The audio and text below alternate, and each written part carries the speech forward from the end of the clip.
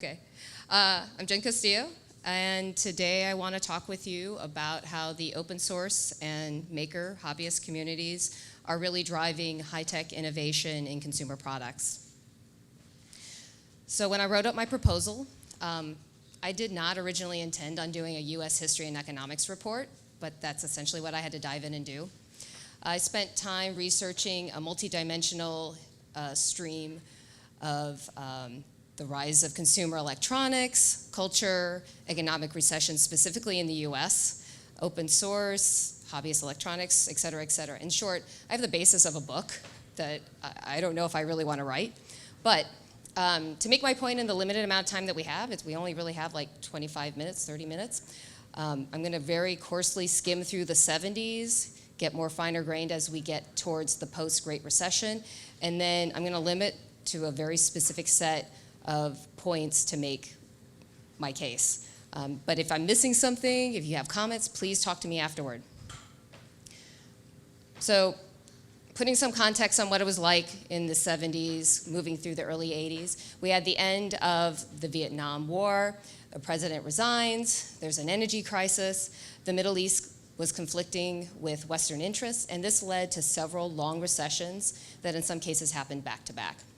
In this decade plus, there was a huge cultural transformation. We went from the Leave It to Beaver times in the 60s, and then started to acknowledge that people get divorced. A single woman could have control over her fertility and her finances.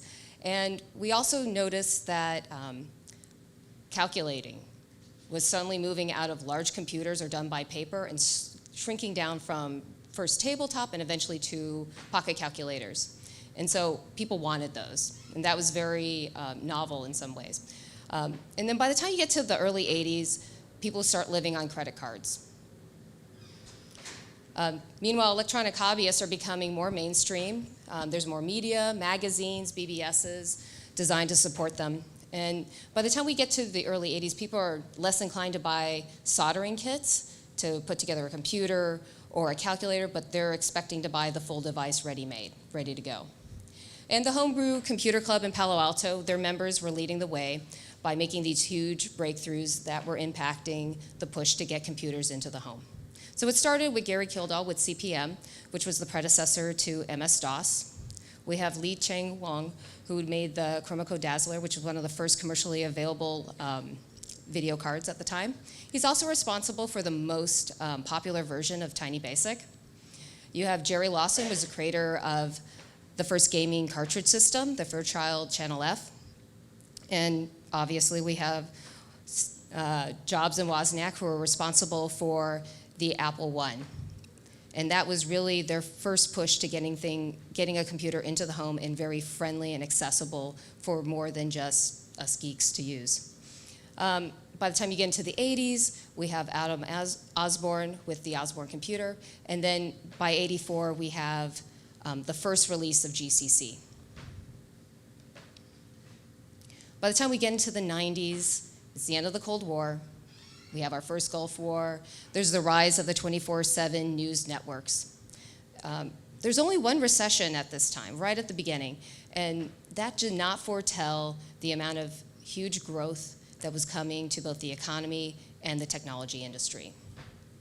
Now, 91 also marked the point that somebody started on the first, a critical piece of open source software, that was Linux. And it took a little while before it gained traction and became kind of what we see it today, but that all started with like a message on a list. By the time you get to 93, you have the public internet, and it's immediately commercialized. So you have long-running BBSs like CompuServe, who are quickly getting overshadowed by another BBS like AOL, who's basically throwing lots of CD-ROMs at everyone in the country to get them to switch over. Does anyone remember did they all end up like coasters for you guys? Yeah. And of course they got in your head that little catchphrase, you got mail, over and over again. So they did some incredible marketing. So now we have the internet, globalization providing enough reason for academics to escape to Silicon Valley, and the dot-com boom starts. During that time, there's really a want for us to get away from just having dial-up access. That's becoming like this increasingly limiting factor in moving to bigger and better things. And so you have the telecom wars starting. And so you have ISDN and XDSL startups coming out from all over the place. But unfortunately, the prices never really dropped here in the United States, and barrier to access still remained exceedingly high. Meanwhile, us hobbyists, we're finding our international communities because we're using news groups, but we're still using local companies in town to buy most of our parts for our projects. And we're also still staying after work to use those nice oscilloscopes and soldering irons in most cases, because that equipment still was really expensive. By the end of the 90s, we have the open source hardware spec, the very first revision, and it was released in 1997. It didn't really make much of a boom at the time. Okay, when we get to the aughts, we get our first bust. And there were some questions around what VCs were going to do for future investment in technology. For the consumer market, there's a huge impact on the development and acceptance of smartphones that kind of started picking up during this decade. And mobile applications are providing a new means for delivering a software service. Most notably, social media companies are really helping to drive that growth and adoption of smartphones. And we don't really see that until like the following decade, but it really starts here in this time. So probably the biggest thing, and the reason why a lot of us are in this room, is because this is also the decade that the maker movement is born. And it started off with the Maker magazine that evolved into a series of websites and books, and even a fair that we're all familiar with. But it also brought to light several maker-centric companies like Adafruit, Evil Mad Scientist Lab, and SparkFun. So then when we get to 2005, that open source hardware definition that kind of flopped in 97, they do a revision. And all those same companies end up rallying around it to provide the stickiness that's needed for it to finally gain traction in the community and help with that technology evolution. Now, it should be noted that the iPhone is also launched right before the Great Recession. And then one thing that it was able to prove, at least at the time, is that you can make an app about anything and you can make money, even if it's called iFart. So we're getting through the Great Recession. Kickstarter opens in 2009. It was originally created to fund artists and their projects, but I think most of us know that didn't stay that way. How many people have done a Kickstarter project? Yeah, and how many of you guys consider yourselves like strictly like traditional artists? Much smaller group, yeah. Okay, so 2010. I didn't feel qualified to kind of break down what the key things that happened during this period are, but I do think a lot of what happened during the Great Recession and over these last few years should be reflected upon. So a lot of what happened during that time period still sticks with us. So one of the first things we start noticing is that we have some new models that are coming into effect. We start creating businesses for the sake of supporting smaller fledgling businesses because everyone suddenly needs to have a business to stay afloat because unemployment is high, we need to make money. We start developing this hustle culture. And around 2013, Maker Media is spun out. It's estimated to be a $10 million company. And it's currently, through this decade, it's also bringing in over 1 million attendees worldwide by the time you get to 2017. So examples of industries that sprang up because they're trying to support small businesses that are just trying to get by. You have co-working offices. They start popping up everywhere. And some of them are even taking payment in the form of equity in your company. So if you have a high-tech startup, you could basically just give away a portion of your company just so you can have an office space to develop your product. Now, by the year 2018, there's basically an estimate of over 18,000 co-working spaces available worldwide. So that boom has happened because there's this want for flexibility in how you can run your company. Another way that people are running their companies to develop their products is using maker spaces. Has anyone tried operating a company out of a maker space? Okay, it's just me. Shockingly popular for people to just go to the office every day at the makerspace because it's generally cheaper than trying to do that at a co-working location. And even then, if you look at 2016 and look at the previous decade, so 2006 to 2016, you have a 14x growth worldwide in makerspaces. And so both of those were contributing to ways that people could be scrappy and have what is perceived as a professional business running, albeit in a much smaller way. But it's not enough to just like have an office. You actually have to sell stuff. And that's where the other big model that comes in. You know, you may not be able to sell millions of things, but you can sell them in small quantities. So that's where Tindy, Crowdsource, and Kickstarter start really making a big impact for people like us who may have like little small ideas, maybe don't know how to get them out in the world. And Amazon hadn't really been receptive for us to basically sell a bunch of stuff. They hadn't quite got it down yet, what they expected us to do. So you have usually Tindy for stuff that's already established, and then if you want to launch new technology innovation, you go to Kickstarter. So using these three things, what you end up seeing is that, you know, these new products, new tools, new services are all becoming used because VCs are not providing us the access to funding so we could have what would be perceived as a normal technology or a normal startup. So we end up using these scrappy means to basically survive during this time. And the reason why they're not funding us is because they're holding us to software metrics of success. And those are really hard for us to do because we have to carry things like inventory. And you know, our design cycle and process is way more expensive. So as I mentioned, hardware had to be really scrappy in this last decade. But we end up doing something that makes an even bigger impact. So because of makers and open source, we've made much more accessible platforms for people to work with, so both professionally and at an amateur level. So that means things like Arduino, Raspberry Pi, BeagleBone, all of those make it a lot easier for anyone to kind of do an immediate, quick prototype at a much lower cost. We've also changed from having a hacker culture, which is very computer focused, into something that's a little bit more inclusive and broader, and that being Maker One. So it's moved into wearables and 3D printing, and it's just expanded beyond just the one thing.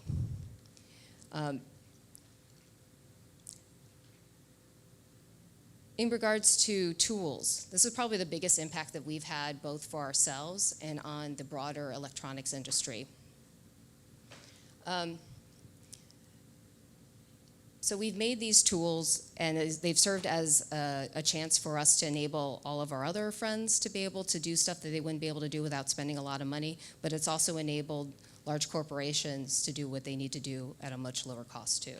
So that would be things like the cheaper oscilloscopes, cheaper debuggers, Saliers, and so on.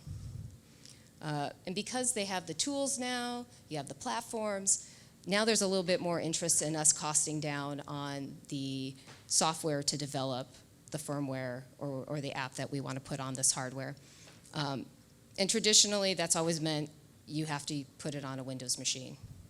But as you've seen, people want to use Macs, people want to use Linux. And so there's much more of an impetus to develop a tool chain that's going to be able to be portable across different platforms, so you don't have to pay Microsoft to run Windows just so you can basically write a simple app. The result of all of these, meaning the cheaper tools, the lower entry point because you don't have to pay as much for the platform, means that it's a lot easier for you to derive your professional growth outside of the corporation, which means you're going to have a lot more leeway in driving where you want your career or where you want your ideas to go. But this, unfortunately, has an unintended consequence, and we'll talk about that later.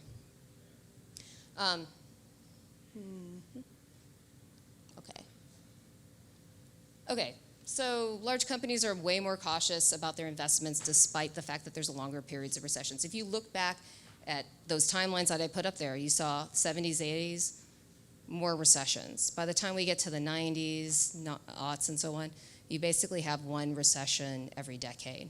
So that's about what's happening. They're getting further apart, but we tend to be much more worried about them on a 4 to 5 year basis. So what's happening is companies aren't investing in R&D the way that they used to be doing because they're always worried about these recessions. And overall VC funds, they're also growing, as are the rounds for them, but they're also being much more picky about how they invest. So they're developing more refined criteria for investing in companies. So perhaps what you've noticed is Series A used to be about $5 million, maybe 10, and you didn't even have a product yet. Now that's considered seed stage. If you don't have a product, you're not going to get Series A. Series A is a little bit bigger though, but that's basically the delineation now.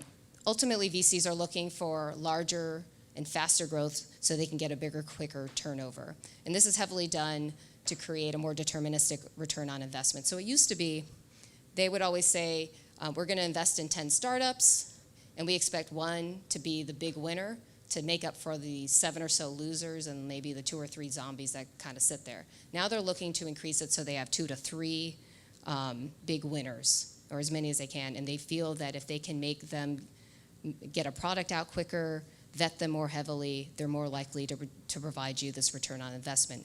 And that's why it's harder for us in hardware to get that money. So as I mentioned, for hardware, it's harder for us. And that's why they've been increasingly funding software a lot more. In fact, this is the 2018 report, and 40% of their deals are just software. And hardware, depending on how you define it, is like 3%, maybe 10%, according to this graph. And it's been pretty consistent for the last decade, the way that they're funding it. I think biotech is like the next biggest one. Yeah. So we're definitely impacted, and you can see how we've shifted how we fund the way that we do our products. Okay. Now the other thing is that they're also not IPOing the same way. So that's usually where they would get the big return. Instead, now what's popular is doing an M&A. So mergers and acquisitions is usually the way that everyone kind of gets out and successfully ends their startup. Okay. So here's the big thing that I came up with. Looking at all the data, looking at what was happening consistently through the decades, is that you'd have a recession, funding would go down, projects would get cut, because everyone's kind of preparing for how they're going to get through the winter, the recession winter. And that means that they're laying off engineers, they're getting rid of internal expertise. And so now you have some unemployed or underemployed engineers who are sitting around doing very boring jobs. So what do? They go like, well, I wanted to work on this, but you cut that project. Let me go work on this at home, maybe with some other people. I can figure it out. And that's what they're doing. So sometimes it's not as grandiose as like, coming up with next generation virtual reality, but it's not that far off from that either. So some of the things that board engineers have been doing because they can't do it in their companies has been looking at finding new market opportunities, finding reasons to make cheaper tools like oscilloscopes, logic analyzers, and that's how you end up with KiCad and MakerBot. You have down-market electronics platforms like Arduino, Raspberry Pi, instead of paying hundreds of dollars for single-board computers that you would usually buy. And then, of course, all the free and open-source tool chains. Most importantly, what they're doing is they're serving these underserved engineers who kind of like have a want for all these tools but can't seem to get them, and really want to bring these new ideas that they have to life. So that's how you end up with also Tindy and Shapeways and so on. It's just all creating an ecosystem of services and products to enable people to take the ideas that couldn't happen because corporations kind of shut down those projects and at least give them a chance to make them happen. So as we were saying, so they're working on all these projects. Things are starting to pick up. They've made these new models, products, et cetera, new technologies. And as the recession ends, corporations are like, oh shit, we're behind. We need the new sparkly thing to sell people. So they start licensing, buying up all these companies and technologies that are there. And that's pretty much the way that corporations are surviving in this case. They just kind of buy up, license, leverage all these new models and things that everyone's been working on during recessions. And then it starts again. So what's the corporate impact on development? Well, in general, for most consumer products, it's a 1-year, quick turnkey, limited schedule. And quality isn't really the biggest thing on their minds. So if it breaks, you can buy the next one. If you didn't know that, I'm sorry to tell you that that's exactly what Amazon's doing. And then the other thing that you notice is that there's not a lot of new technology that's in these new products. Have you noticed things are not as interesting lately, especially on the cell phones? Okay, maybe not. In my opinion, there's not a lot of new stuff. We've mostly been putting more software in things, maybe put like emoji stickers or something, and that's the big selling point for the year. Not terribly interesting. So what companies are doing is they're trying to limit as much of their risk as possible in terms of putting a new technology in. So they're very grudgingly putting that in. So that's why you see a lot of diminishing returns on kind of basic items as they become more commoditized. So they're only going to add something new if the competitor does. And usually that competitor is another startup or some other big name that's forcing them to do it. But in general, they're avoiding it at all costs. In the background of that, they're putting immense pressure on lowering their BOM costs. But there's only so much that you can do. You know, you can make deals to like say, hey, this year we're anticipating on making 1 million more of these. So give us a better deal on this chip or these resistors and so on. But that can only go so far. So ultimately what ends up happening is they start turning towards what can we do to eke out more cost. Let's go with cheaper labor and cheaper assets. So the tools that you use to make the products, whether it's fixtures or logic analyzers or what have you.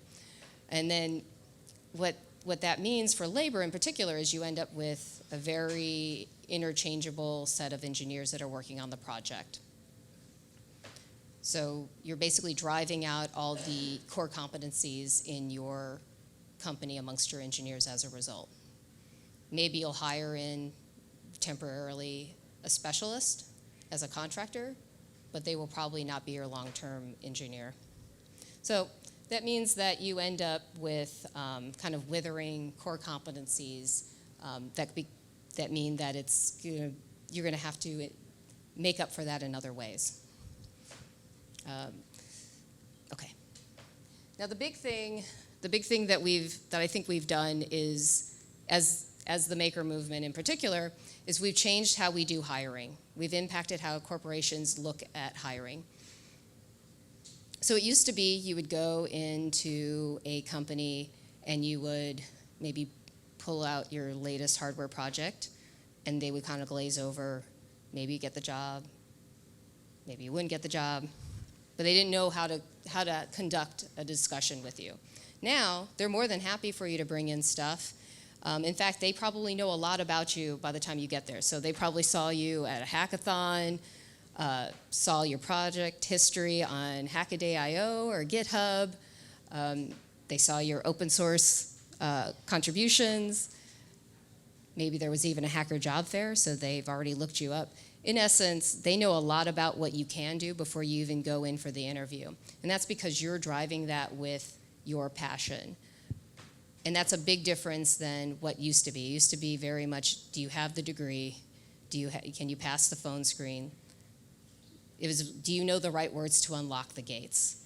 And because we have this maker movement and open source software, it basically has made it such that anyone can basically learn this and can, with enough hard work, get access to what was once kept from them. Okay. Oh my God, okay. I got the 5-minute buzzer. I didn't think that was gonna happen. Okay, so let's go back to innovation drain. So if we're not funding corporations very well, we're not funding the projects, VCs don't want to fund anything. That also means that our engineering teams aren't really getting a whole lot out of things because they're not working on any interesting projects, and they're not going to bring anything to the company, so core competencies are going down.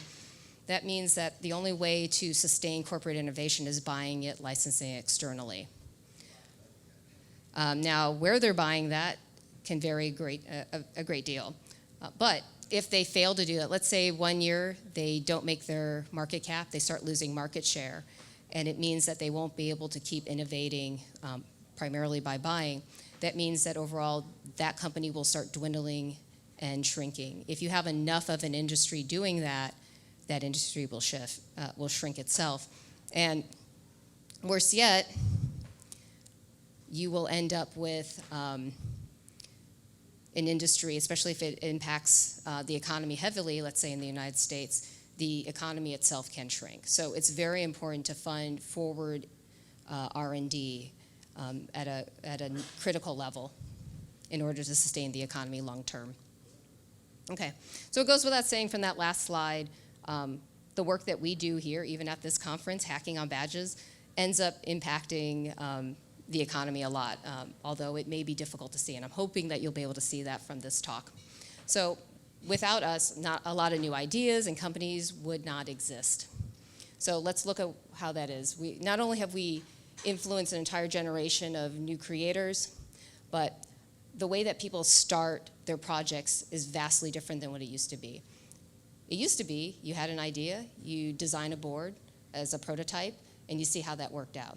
Now we can start with any number of different platforms that are cost down and readily accessible to start working on a proof of concept. And as I mentioned, there are a lot of tools and tool chains such as GCC that you can use to develop any of your embedded projects. If you just even go back 15 years, is there anyone in this room that was like a firmware and embedded engineer like in the early 2000s or even 90s? 80s? It hasn't changed that much. It still sucks. So it may still suck, but it's cheaper. Yeah. So let's talk about that. So so what ends up happening is it used to be for a single person, check me on this, for a single person you'd buy the compiler, there would be an IDE, you need to buy the debugger, and that on average would cost $10,000 for a single person.